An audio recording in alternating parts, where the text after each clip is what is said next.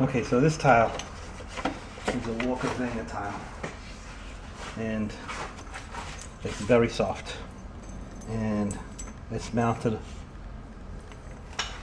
on paper. Thanks, Walker Zanger. And so you try and cut this on the wet saw, the paper gets wet, and all the tiles come apart. I'm sure there could have been something better to use than paper, but this is what they have. So because the tile is dry, I can cut it on the wet saw dry. In other words, I turn the pump off, and when I cut it dry. So to stabilize this as I'm cutting it,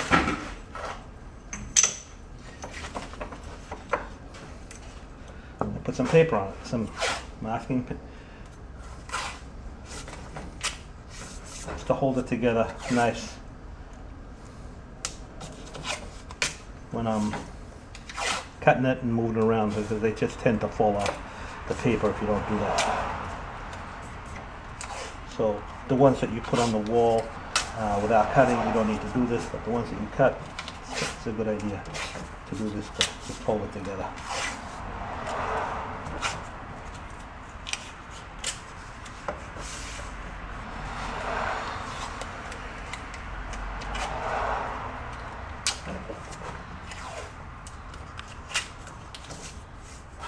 So when you do that, it becomes much stiffer,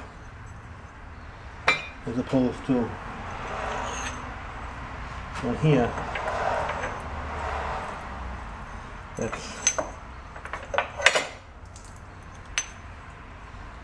so it's easy to work with when it's like that.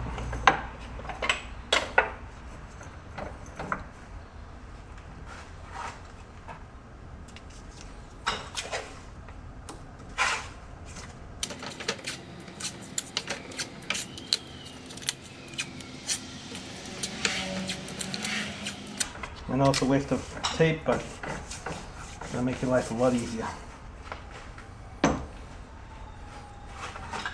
Okay, so I have this gauge set up, but if I put it across here like that, I only got, it sits on the bottom here, but it's hard to get it to sit straight. You're not sure. So what I do is I get a piece of something, in this case it's just a piece of threshold that I had, which I know it's straight, put it up against the guide. That way when I push it up, it's nice and stable, and it won't move.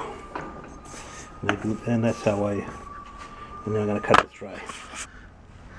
Now because it's dry, it's going to make a lot of dust as compared, because when you do using the water, it doesn't make any dust at all. But because it's dry, it's going to make dust.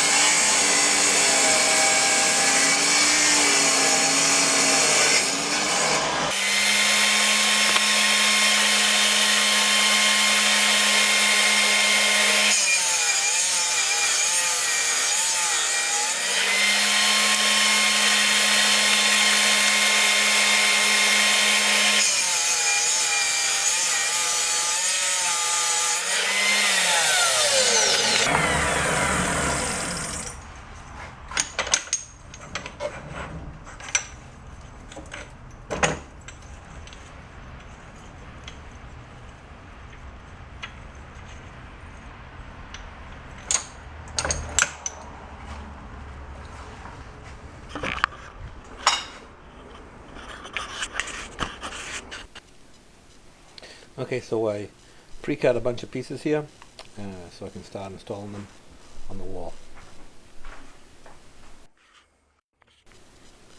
Okay, because these tiles are an odd shape, you've got a lot of grout lines that need to match up going around the corner.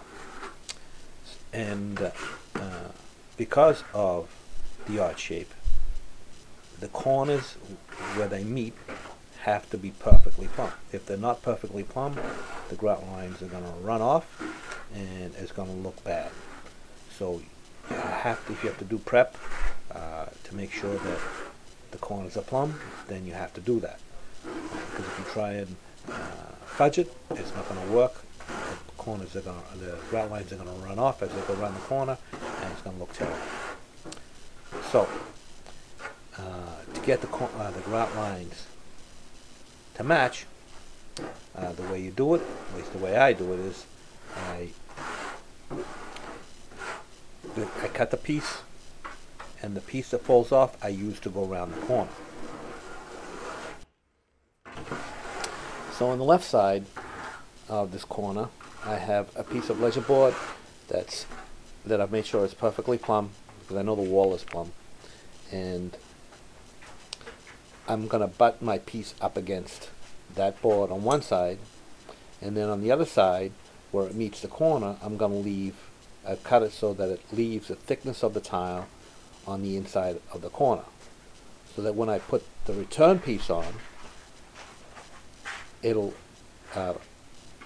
be snug up against the cut piece, and the grout lines will match. It's kind of difficult to explain, but you don't want to cut the tile so that it goes all the way into the corner, because if you do that, the grout lines are going to be thrown off. So you have to leave the thickness of the tile at the corner on both sides. And then because I've got all the masking tape on here, the blue painter's tape, it helps hold everything together as you go up the wall and you put it in place. You don't need to use the painter's tape on the full sheets, because you're just taking them and putting them up. But with these other sheets that you're cutting, because it's on paper, the paper can rip very easily, the pieces can fall off, so it's just better to use a little painter's tape or something. Sometimes you can get some clear plastic to put on top, just to hold the tile together while you're cutting it and while you're working with it.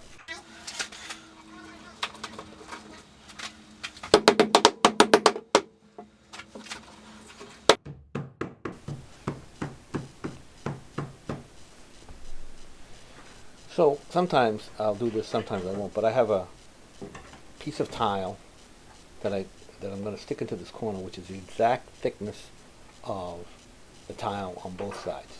So you can stick it in the corner there, and that way you know that the tile is exactly where it needs to be. And I don't always do this, but sometimes I do. So just thought I'd show you this little trick here that you can use to make sure that you get the tile exactly where it needs to be. I probably won't do it in the rest of the bathroom. I'm just doing it here in this corner here, just to give you a tip on how to get these corners to line up exactly.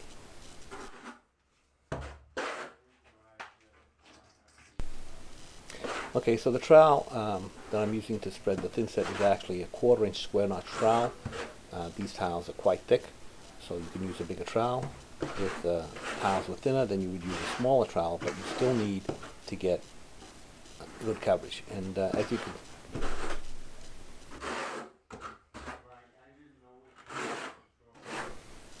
okay, so when you're spreading this thin set, usually what I do is I just get it on the wall, and then I will comb it out with the trowel lines going all in one direction. And you don't want to leave globs of thin set on the wall. You want it to be all nice and even, so that you don't get any thin set squeezing through the grout lines. And it's actually important to do this, otherwise you're going to be cleaning grout lines forever. So this is how I usually handle it. And it's important, like I said, to get the right size trowel for the tile that you're installing.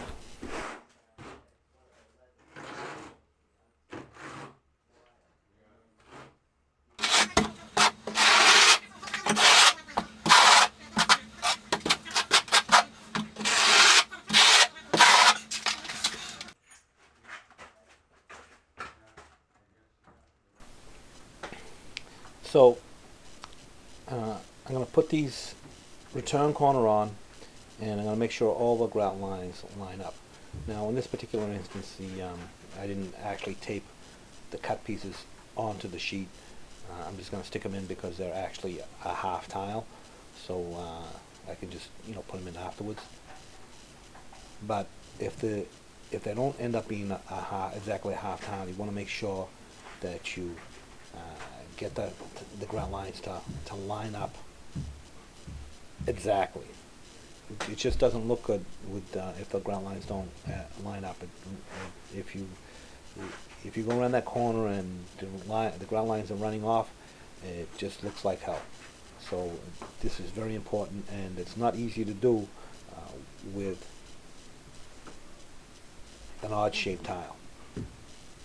So you've got to make sure you stay perfectly plumb, perfectly level.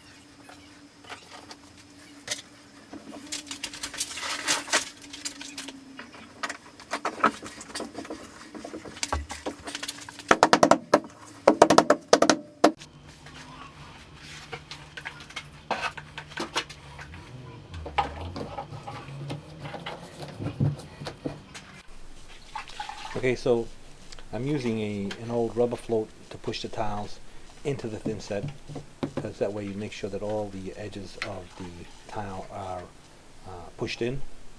And if you do it with your fingers, you're going to have to do like one tile at a time, but if you do it with a float, you can do, make sure everything is all nice and even.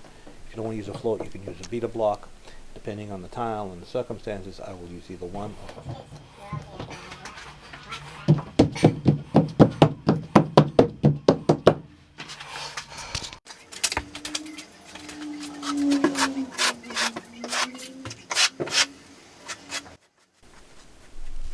Okay, so as I said, it's very important to be perfectly straight, level, and plumb. If you've got square tiles, sometimes if you're not perfectly on your line, you can fudge it, but with this stuff you really can't fudge it because there's just too many grout lines that can get you into trouble.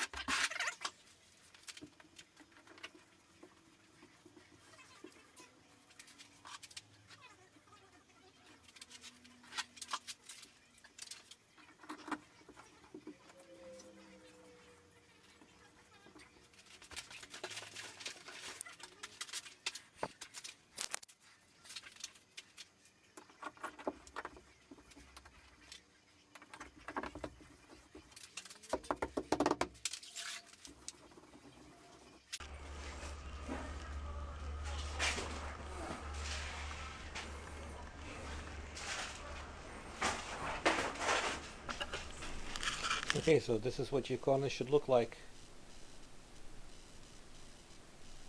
Nice and even, grout lines all match. Looks good.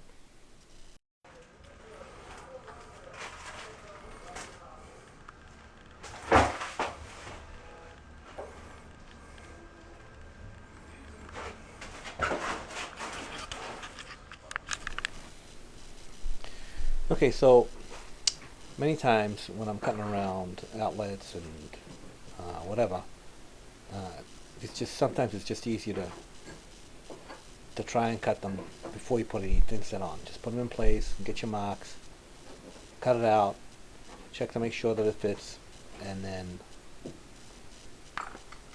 put the cement in and put them in place.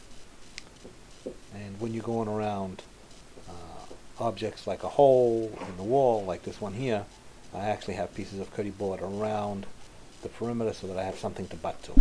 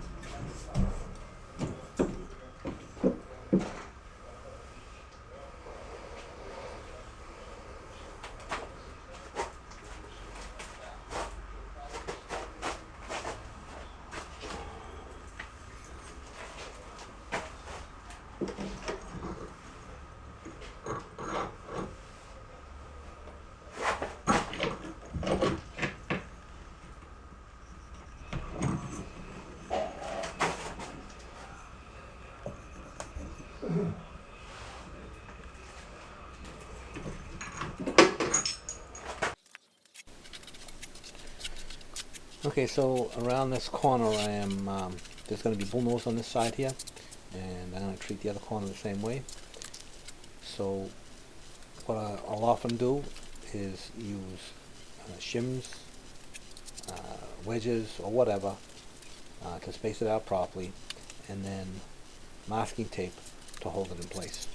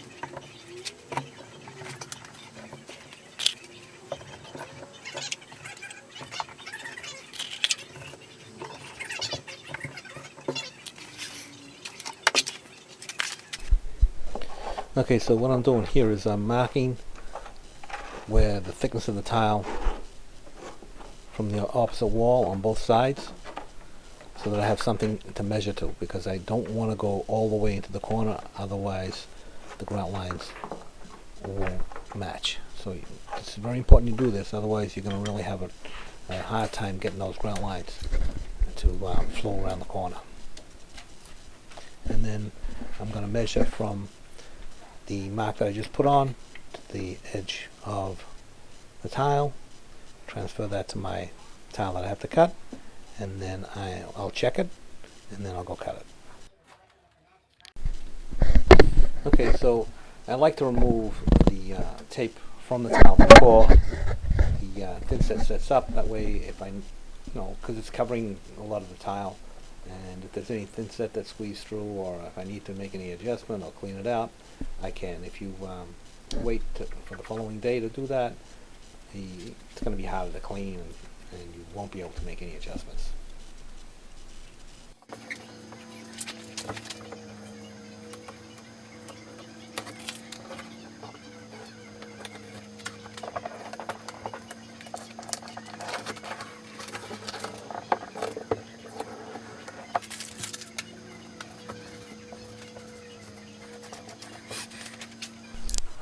Okay, so going around an opening like this can be tricky because you've got no tile to go on to many times. And you don't have, so it's good. You must have reference lines. I have the laser level, but if you don't have a laser level, you can put reference lines on the wall, and you just want to make sure everything is where it's supposed to be and everything lines up. And that piece that I just put up, I actually back butted it so that sometimes it's just easy to do that. And then you're going to check it, make sure everything lines up exactly where it's supposed to go. And if you need to make adjustments with shims and wedges, then you do that.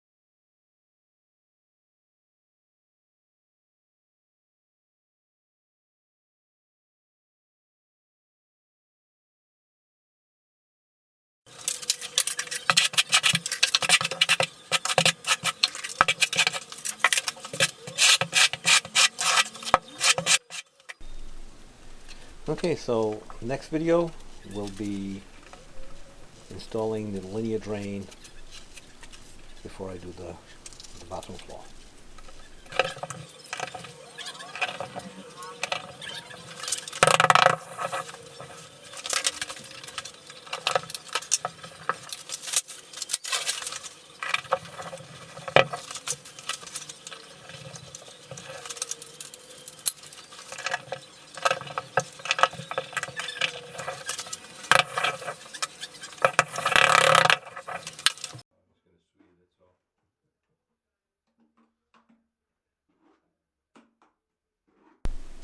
Okay, so in this bathroom that I've been working on, there's a 72-inch linear drain, and it's made by Schluter. There are varying lengths of this type of drain. This one is actually the longest one they make, which is 72 inches, and it's all made of stainless steel, and it has the Kerdi membrane attached to it so that you can make a waterproof seal between the drain and the surrounding floor. So when installing this drain, you have to make sure that it's completely supported underneath, and so that's what I'm doing. This is actually unmodified thin set that I'm putting in here, and I'm going to put a bed of this thin set into the concrete groove that we cut out here, and then there's also a foam frame that fits around it to help get into position. And another very important thing about these drains is when you install them, they have to be perfectly level. You don't want to put them in on an angle. They have to be level all the way across, and the longer they are, the harder that becomes. So anyway, I'm just going to prepare this bed of thin set, for the drain, and then I'm going to move on to the next step.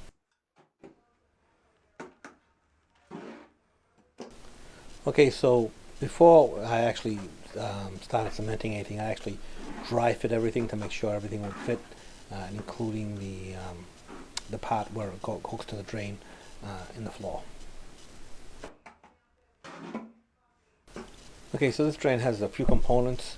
It has the stainless steel drain body, then it has the rubber flange, which goes connected to the stainless steel part of the drain, and then you attach a piece of ABS or PVC piping to that, and then that goes glued into the drain in the floor.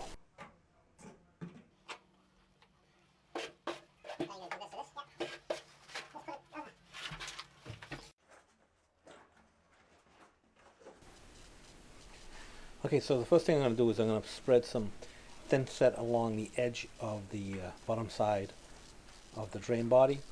Then I'm going to attach the foam frame to it, and then I'm going to make sure that I got sufficient cement in the channel where it's going to go, and I'm going to put it in place. But first, obviously, I'm going to use the cleaner and to clean the PVC, in this case, that's attached to the drain, and the PVC in the floor where it's going to be attached.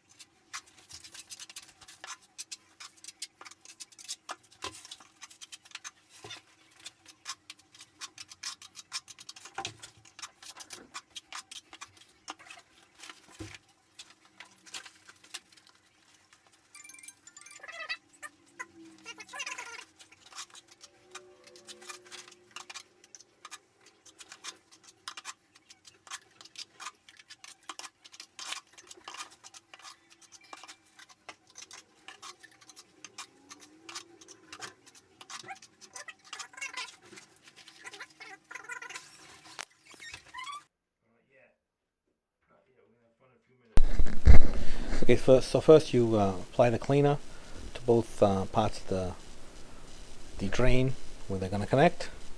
Then you apply the glue, and then you put them into place. And you just want to make sure that you work quickly, but you do get it where it needs to go.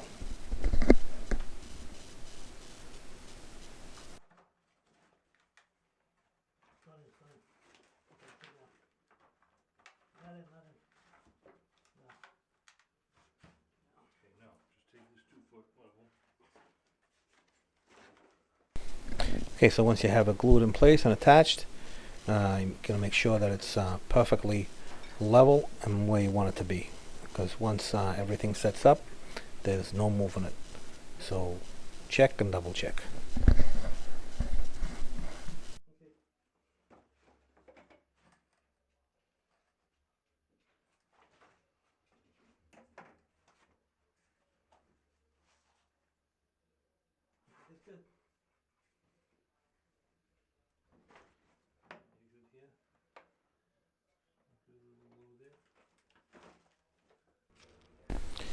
Okay, so once you've got the drain in place and you're happy with the way it is, you can attach the Kerdi membrane to the floor. And on the side I'm kneeling on, there's already a Ditra, which I've actually pre-filled with thin set. And on the other side, I'm gonna, on the gray side there where it's just concrete, I'm gonna be putting Kerdi membrane and Kerdi-band all the way around the perimeter, connecting to the floor.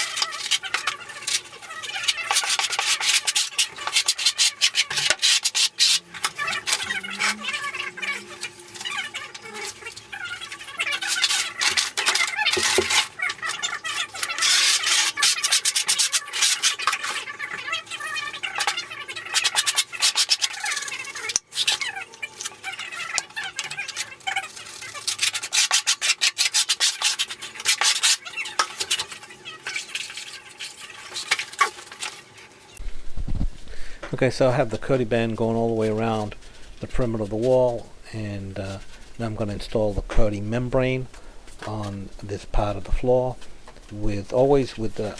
because on concrete I'm going to be using an unmodified thin set and the Ditra trowel, and you always want to make sure you get a 2-inch overlap on any seam.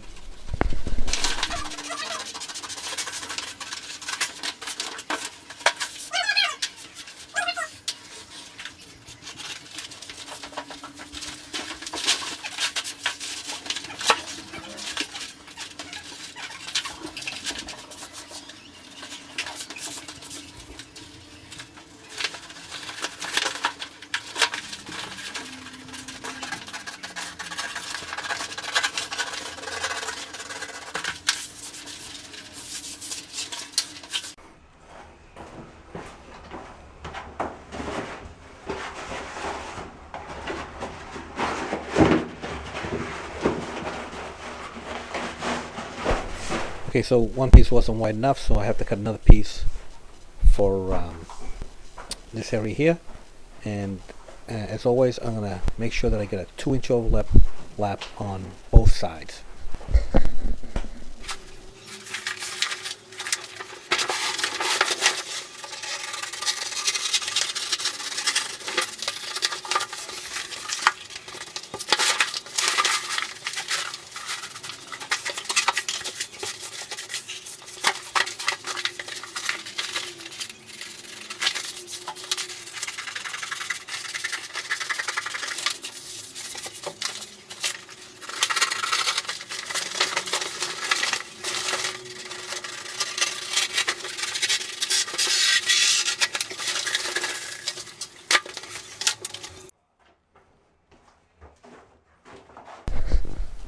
So to install the Kerdi membrane, because this is a concrete base, you should use an unmodified thin set, and the trowel is a Ditra trowel, which is an 1/8-inch square notch trowel. It's a Kerdi trowel, which is an 1/8-inch square notch trowel. And first dampen the concrete. You don't want to leave any standing water. You just want to give it a bit of a drink, so that the concrete does not suck the moisture right out of the thin set.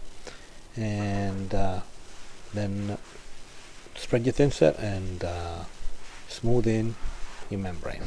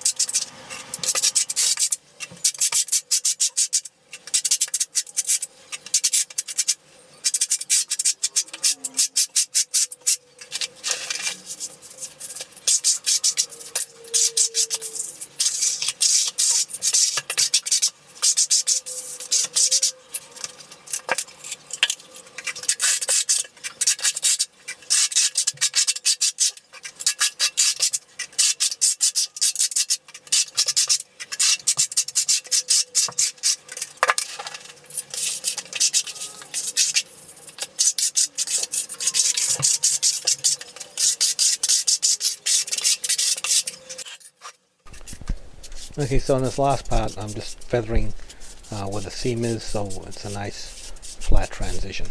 Because this is going to be a mosaic tile, so it's small, and I don't want to have any bumps. So just a little thin set to feather it off.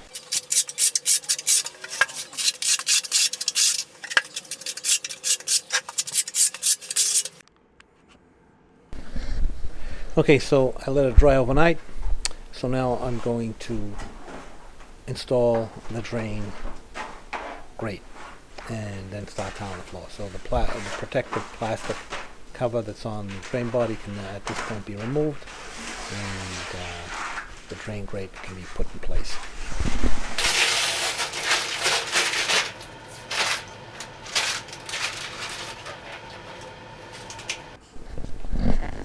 Okay, so the drain grate has a couple parts to it. It's the frame. I think they call it a frame, I'm not sure, but we'll just call it frame for now. The frame, which I'm putting in place here, and then the grate itself. So we won't actually be putting in the grate for now because I still have to tile it. So I'm just going to make sure everything fits and everything lines up, and then I'm going to put in the spaces.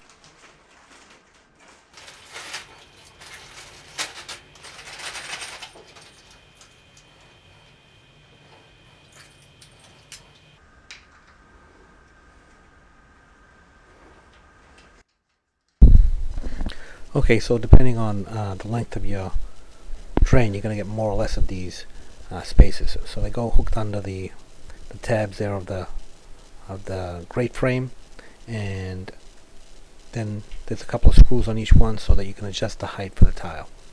So you don't have to get it exactly now. You can get an approximate, but then as you're tiling, then you can make the adjustment to get it exactly at the height you need.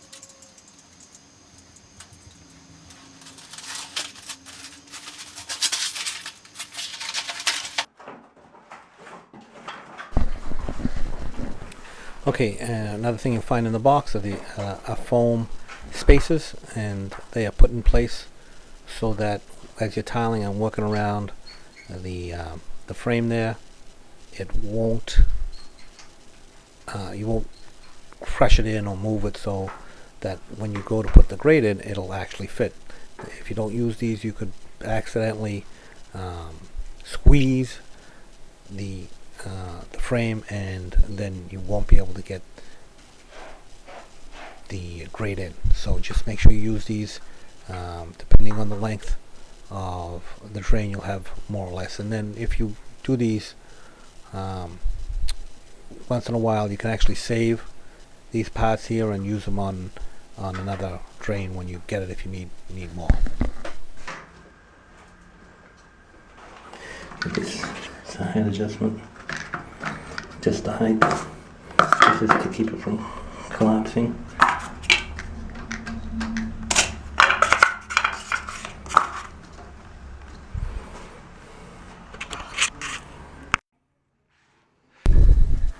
Okay, so once you have that in place, then you can start tiling. And you just want to make sure that when you install your tile that you completely fill the underneath part of this frame. You don't want to leave it empty, because you want to make sure it's completely filled so that the frame is completely supported. and then as you install in your tile, you can make adjustments on the spaces.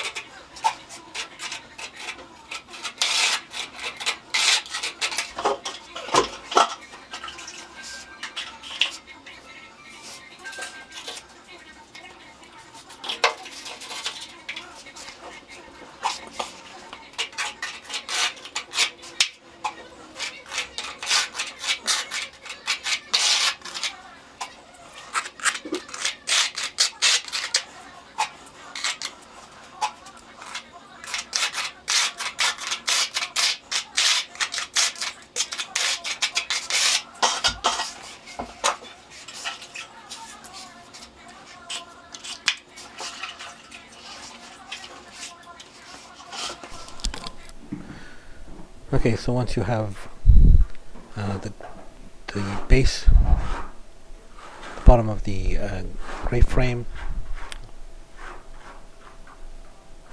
filled and it's completely supported, then you can go ahead and start installing your tile.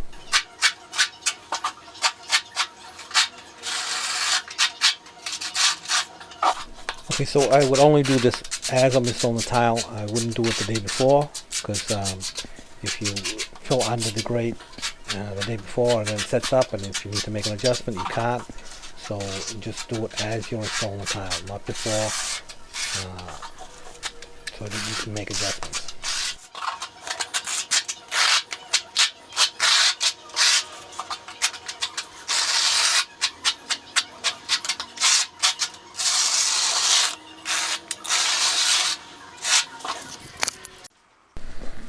Okay, so as you install your tile, you are going to adjust the height of the grate to exactly where it needs to be by turning the little screws and feeling, where it needs to be.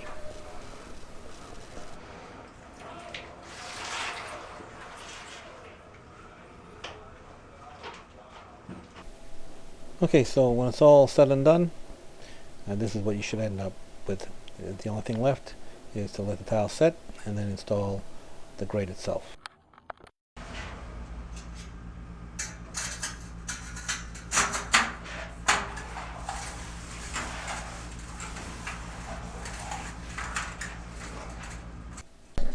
Okay, so when everything's all set, you're going to remove all the spaces and all the everything out of it, clean out the drain, and then just pop in the grate, and that's it. That's all there is to it. And just, when you grout, you just want to make sure you protect it.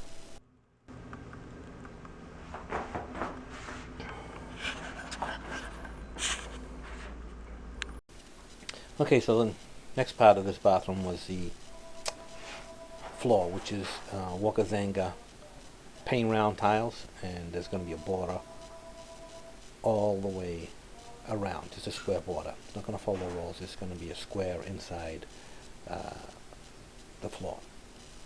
So I'm using here a laser square, but you can do the same with a framing square, or using the 3-4-5 method to get a perfectly square lines. But the important thing here is that you need to get your reference line exactly where it needs to be. Now I'm going to be putting the border so many inches away from the wall. Here's a shot of the finished floor. So I'm going to check that I'm in the center. That red line you see there, the laser line, is exactly in the center. I'm going to check, make sure that I'm even on both sides, and then I'm going to make any adjustments that I need. And then I'm going to start dry laying some tile to see exactly what I get.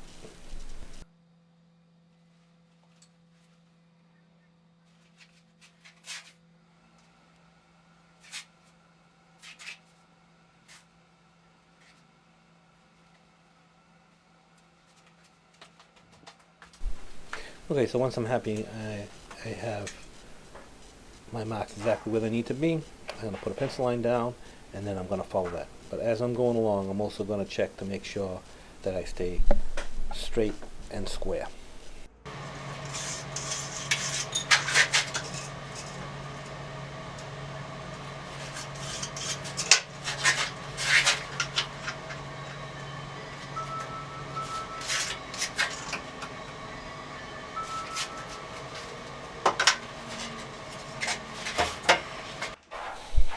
Okay, so I got my reference lines. You only see one there, but the other reference line would be the drain body itself. So I'm going to start dry laying some of these tiles and see what I get. Now, these Walker Zanger tiles are held together with paper, so it makes handling these things a little bit difficult because they can rip easily. Well, you can handle them, but you can't really be really rough with them because then the tiles start to fall off. So anyway, I'm going to dry lay some. I'm going to make my initial adjustment to the drains so it's at the right height, and then I'm going to figure out exactly where I'm going to put this border. I have an idea, but I'm just going to lay some tile and see how it looks.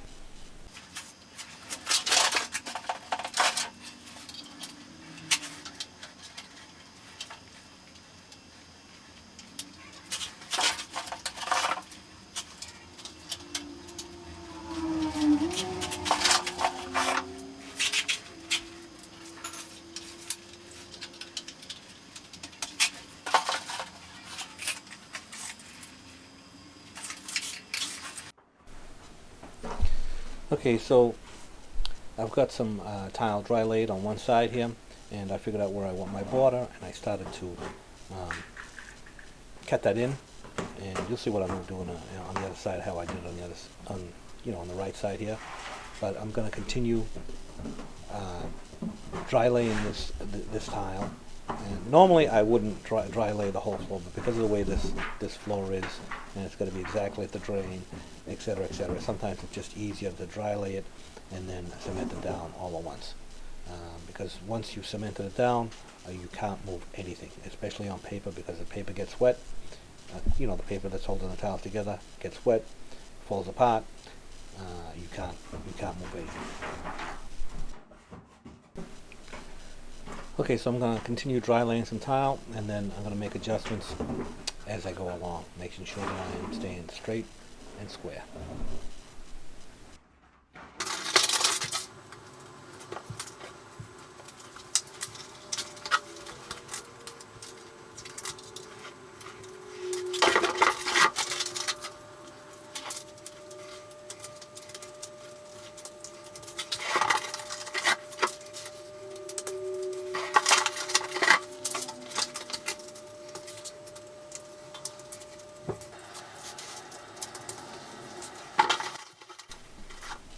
So you see some darker lines through the tile. That's actually not because the lines are wider. It's because there's like some thicker paper underneath and it shows through more, and it gives the impression that the lines are a little bit wider than the other ones, but they're not.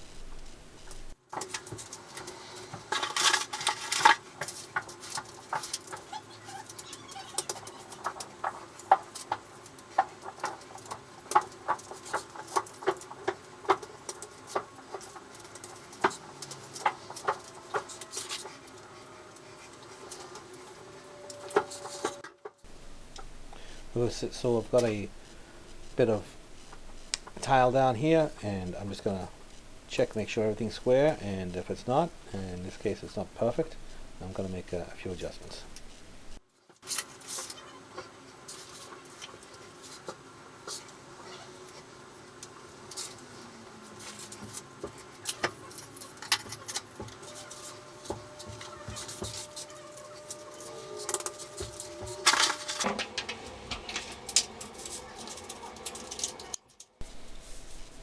Okay, so I figured out where I want the border. Now the border, like I said, is going to be just square inside the floor. I'm not going to follow the ins and outs of the wall. It was a decision that the homeowner made, and I think it looks better this way anyway. Too many ins and outs is just going to create a lot of confusion on the floor. So, but if you want, you can do it that way, but what you try and do is just keep the same distance all the way around. Now, what I'm doing here is I'm keeping the same distance on the longest walls. So where it jogs out, the board is going to be a little bit further away from the border, from the wall.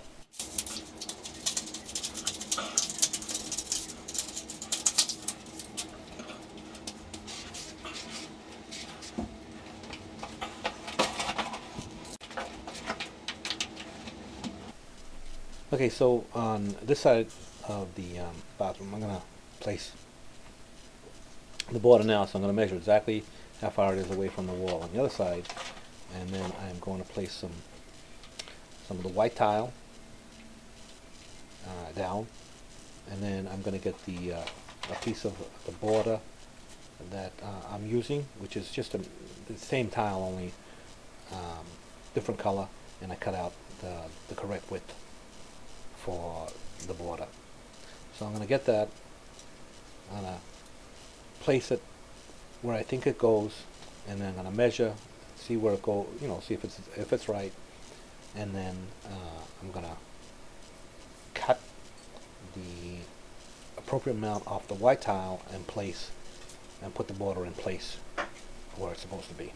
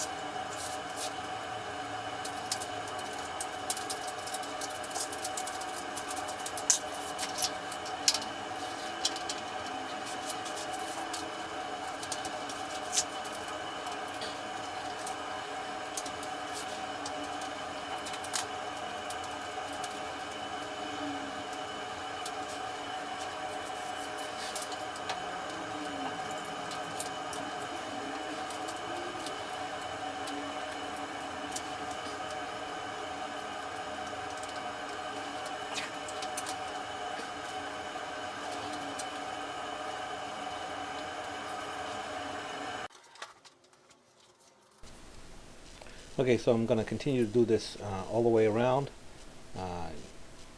put my border in place, and then I will put some more white tile on the other side of the border.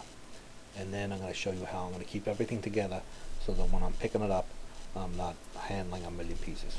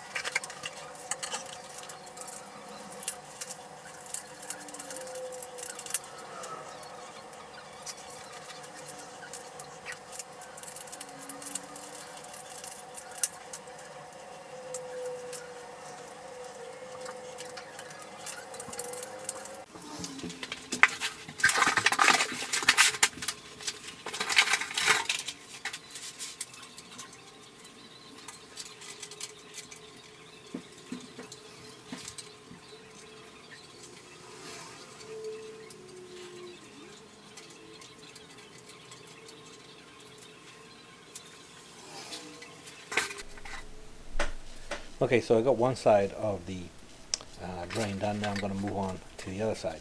And as you can see, I have the blue border taped together with the white tile, so that when I have to go and pick this up, I can pick that up as one piece instead of having to pick up smaller pieces. So everything's more or less the size of a sheet of mosaic tile. Some are a little bit bigger depending on how I stuck them together, but it's just easier this way when you need to pick it up and move them out of the way, and you handle bigger sheets rather than smaller.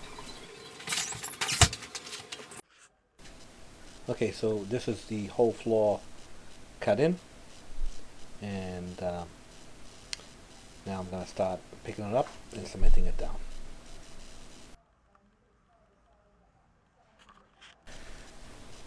Okay, so now I am going to start picking up these tiles, and what I'm doing is picking up the sheets and placing them down so that when I go to put them back, I know exactly where they go. So I'm not going to mix them up. Put them one on top of each other, so that as I pick them up, I can put them right back where they need to go. So you want to make sure you keep them in order and that you don't mix them up, because then you're not going to know where the pieces go, and it's very easy to get confused.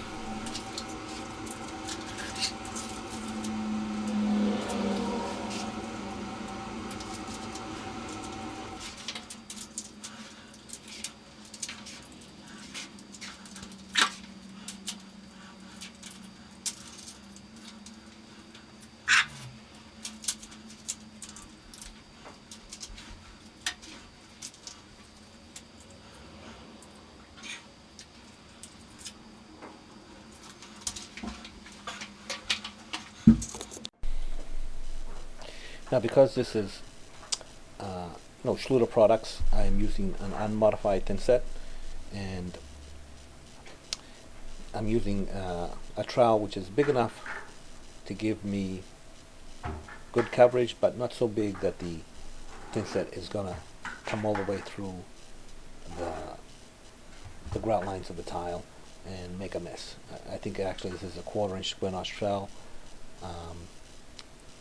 This tile is fairly thick, so it's easier to use a bigger trowel. So I'm going to spread the thin set, making sure that I leave no lumps behind or excessive thickness of thin set, because if you do that, it's going to come through the grout lines, and it's just time consuming to clean it up.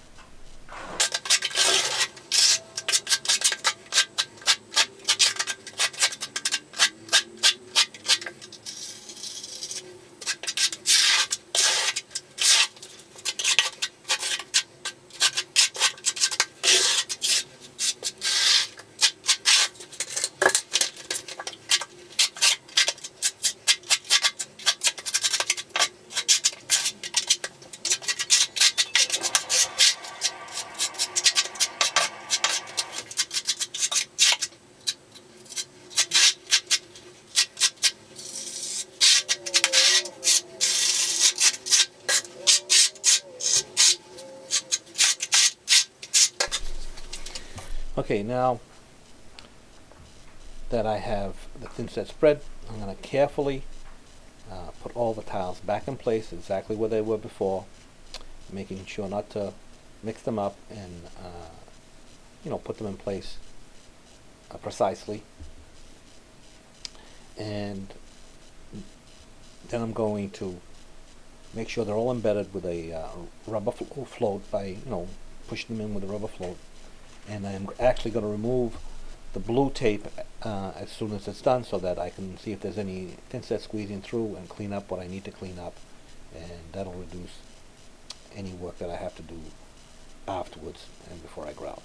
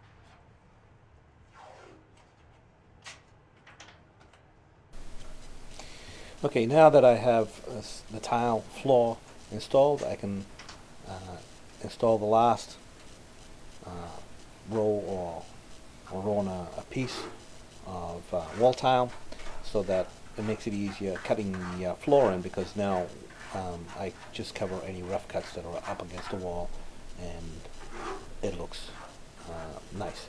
So it's easier to cut a big piece than it is to cut a million small pieces. If you do it this way, it just makes your life a little bit easier.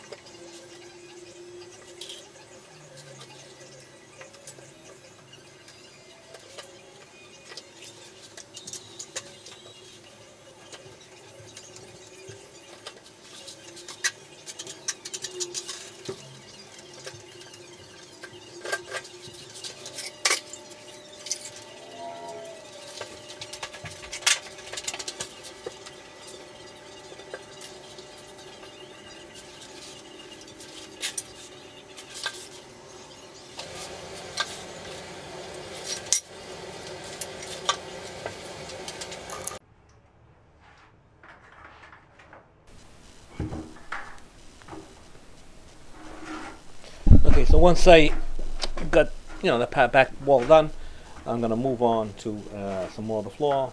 Picking up the tiles that I've laid, carefully putting them into in a pile so that I know exactly where they go, and then cement some more, spread some more thin set, and and lay some more of the floor. Now I'm probably not gonna have time to do the whole, finish all the wall, so I'll go as far as I can, and then when I feel that I don't have enough time left, I'll just leave the wall tile out, and because I want to make sure I get this whole floor finished.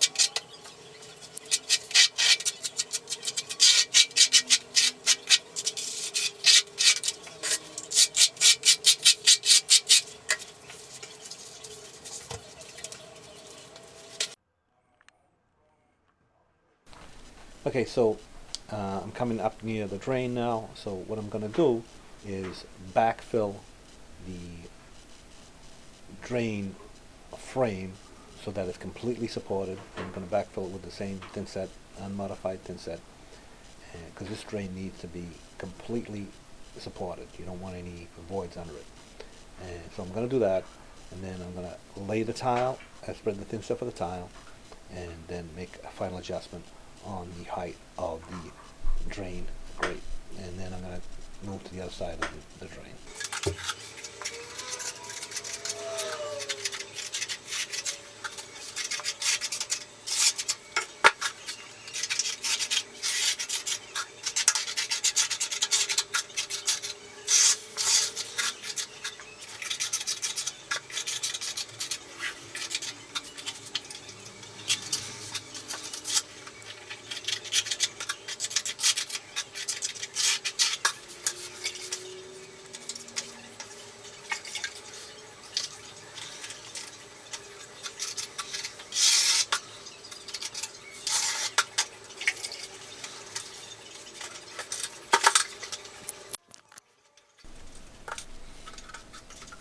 Okay, so here it is, spreading the thin set. It's obvious what I'm doing.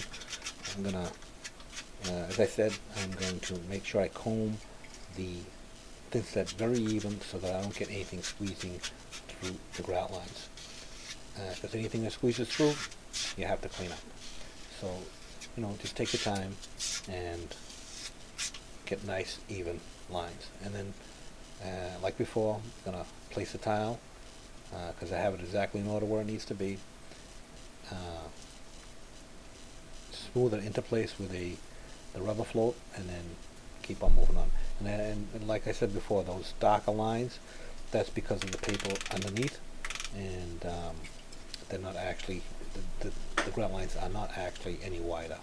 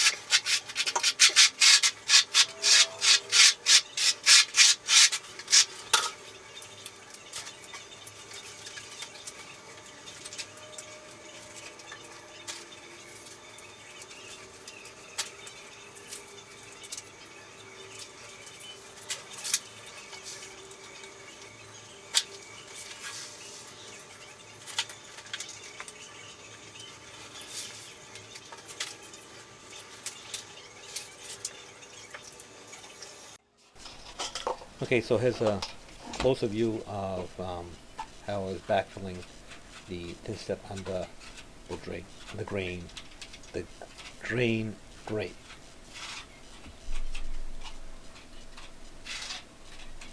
You want it to be completely supported.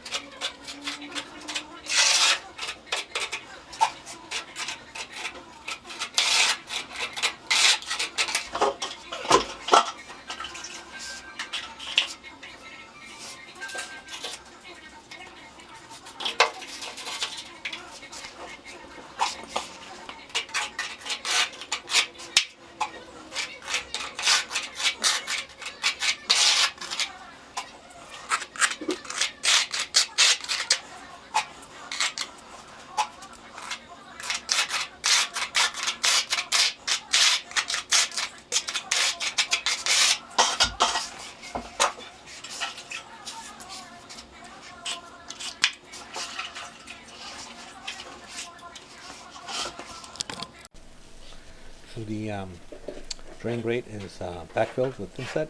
And I'll spread my thin set and get it as even as I can, and then I'll put my tile into it.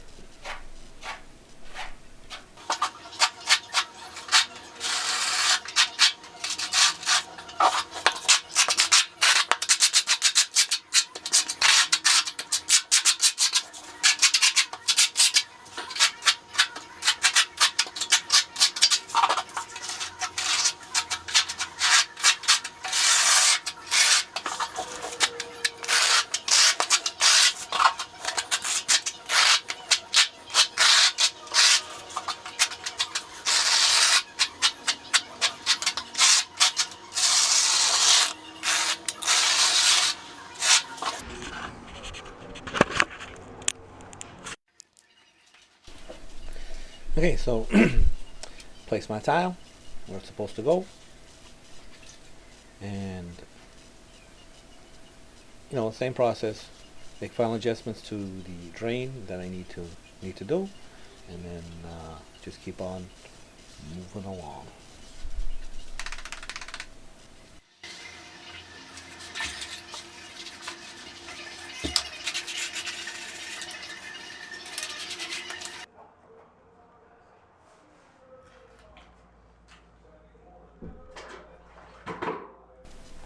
Okay, so sometimes you just can't help it. Thin set is going to come through the grout lines, and if it's just a little bit, you can usually clean it up with a sponge. but sometimes a sponge is enough. So what you can use to help you out is a nylon brush, and to get into the grout lines and clean it out.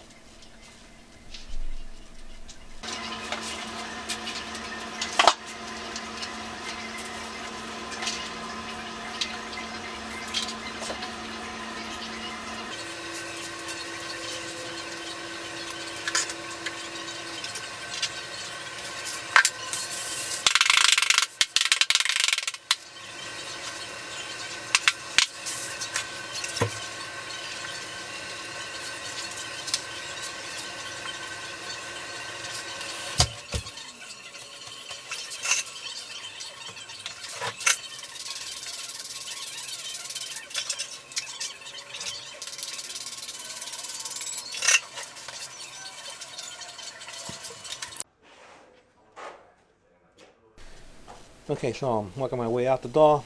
Last piece I got just a little bit more of the mosaic to do, the paint rounds, and I've already test fitted this piece of threshold once, and now I'm putting it in place because I figured out exactly the height it's got to be, and then I'm going to put my last bit of paint round tile in.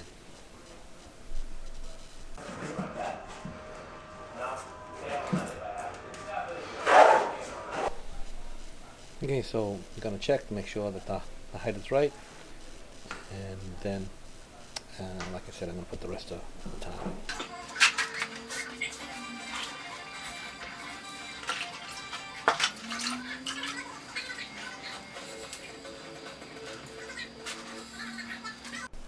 Okay, so that's the floor all down.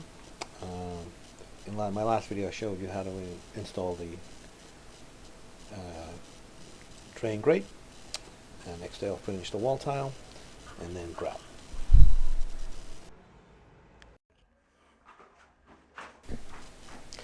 Okay, so all the tile is installed. The only thing left really is to grout.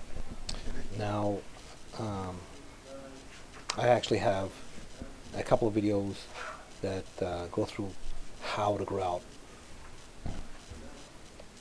wall tile and floor tile, so I'm not actually going to go through that here. But in this case, because the grout joints are fairly wide and need sanded grout, what I've actually done is mixed sanded grout. This is all bright white grout. I've actually mixed sanded grout with unsanded grout so that it fills the joint well, but also stays pasty enough to stay on the wall and not fall off. Okay, so as I said, I mix grout, sanded grout with unsanded grout at a ratio of about 50%, so half sanded, half unsanded. And what this does is it allows the grout to fill the joint at the same time staying pasty enough to stay on the wall. A lot of times if you try and grout walls with sanded grout, what ends up happening is the grout just keeps on falling off the wall because it won't stay. So I've done this for many years. It's just mix the two grouts together, and this is actually bright white sanded and unsanded grout from the same company. In this case it's Tech, and I've actually mixed the grout with Boost, which is a additive to make the grout very stain resistant. So one thing to keep in mind is that grout boost can be added to many different grouts. I usually prefer to use grouts from, because boost is made by Tech, I usually will use Tech grouts with the boost additive. And what the boost additive does is it makes it very, very stain resistant. So anytime you use these additives like Boost, make sure you read the label, and you'll find actually on the label that once the floor has been, or the walls or whatever has been grouted, it needs 10 days to cure to reach its stain resistance completely. And what that means is you shouldn't actually clean the floor or whatever for that period of time.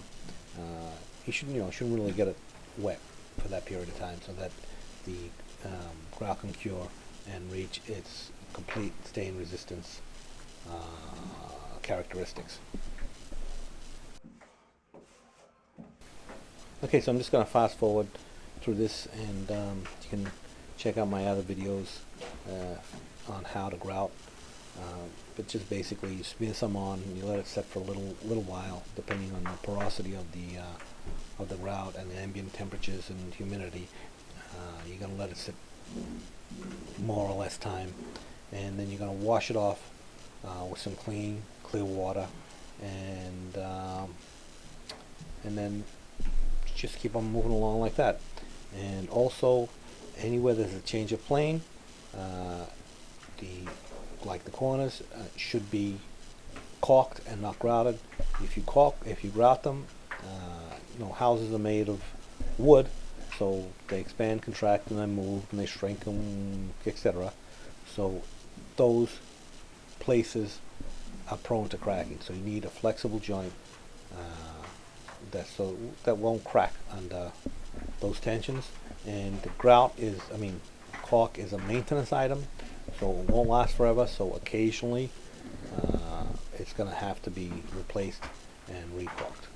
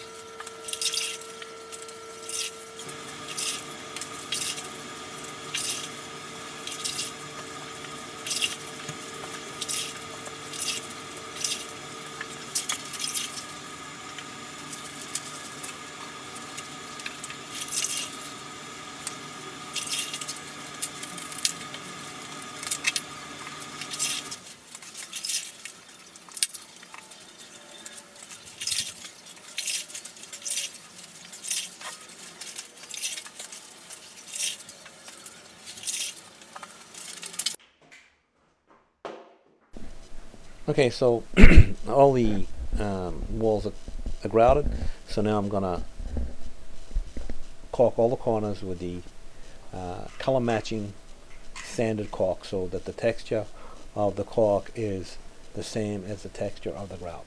And I'm going to do this for all the corners.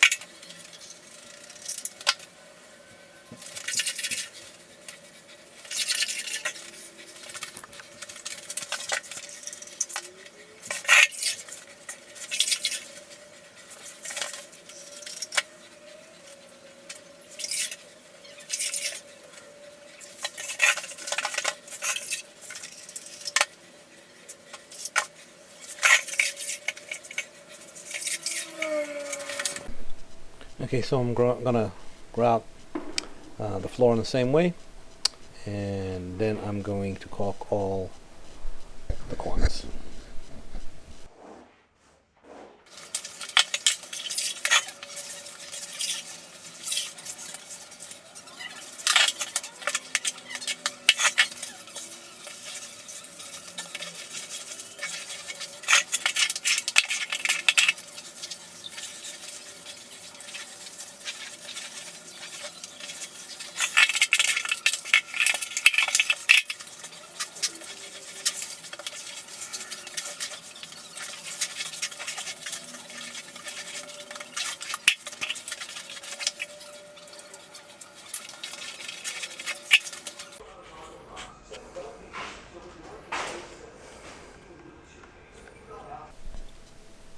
Okay, so this is the finished product.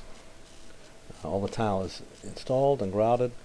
The drain is in, and the only thing left is just the medicine cabinet, the toilet, and the sink. And there are no partitions in this bathroom. The whole bathroom is the shower.